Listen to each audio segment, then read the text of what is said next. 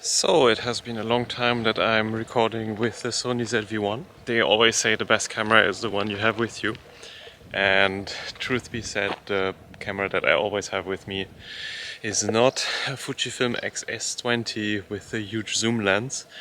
It is usually the Sony ZV-1 or the DJI Pocket. I'm still convinced that the Sony ZV-1 and RX100 is one of the best concepts for like a hybrid camera. Like technically it's a small camera that you can always have with you, with a few drawbacks that prevent the camera from being like a really 2025 experience compared to like a 2020 experience when these cameras came out. Or the Sony RX100, I think it came out in 2019 or 18 or so. But it's really a shame that Sony did not put more effort into developing a good successor to the original Sony ZV-1 and to the Sony RX100 series. For example, the stabilization of the Sony cameras. I mean, I don't have much experience except for the ZV-1 and the RX100 series, but it's just so much better than the one from Fujifilm. I mean, look at this. Yeah, there is some movement. Of course the camera moves, but there is no weird actual perspective shifts and the ibis wobbling around like crazy. It just looks nice and smooth. Just the colors are not that nice. Although on the Sony ZV-1 they are much better for some reason. I think it's because of the new color science than the RX100. And the zoom is also quite smooth. Look at this. Nice. I mean, look at it. Can make a nice, slow, smooth pan, and this is handheld.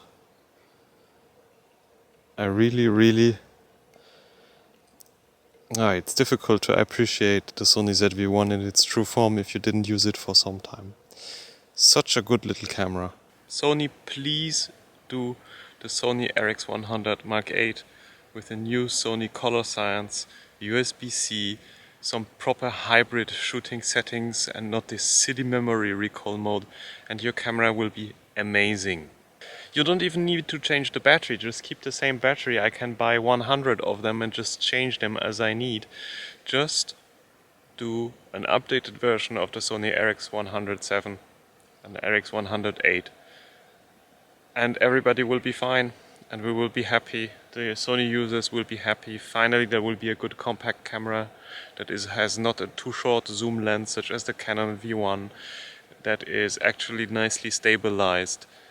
Come on, you can do it. Don't do a shitty wide angle zoom lens such as on the V1.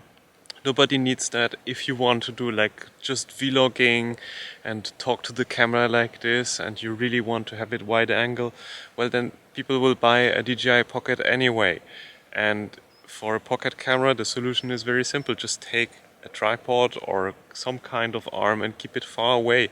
Nobody needs a 15mm to 45mm full frame equivalent zoom lens on a compact camera. People want something versatile, something like 20mm to 200 or so that you can use in any circumstance.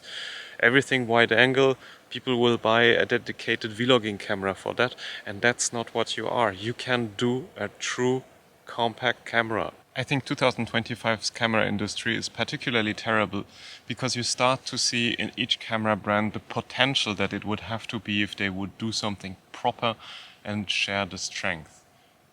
Why can't the camera industry combine the nice colors from a Fujifilm with the practical image stabilization and simplicity and performant autofocus from a Sony and make something like truly good, instead of having like 2 different or 3 different or 4 different brands that all are somewhere very good and at another place are so shitty that you always feel like you did nevertheless the wrong choice. This is extremely exasperating. I mean, this looks nice, I'm sure. Nice sky, nice blue hour in the evening, beautiful oranges. But on the Fujifilm it will still look nicer. Okay, this evening's rant is over. I just found my Sony ZV-1 again. Did a few videos and photos during the last days and realized again what kind of an amazing camera it is to have a good small camera that is versatile, practical, robust compared to a big full frame or APS-C camera that you just take on the weekend or on a trip and never have with you.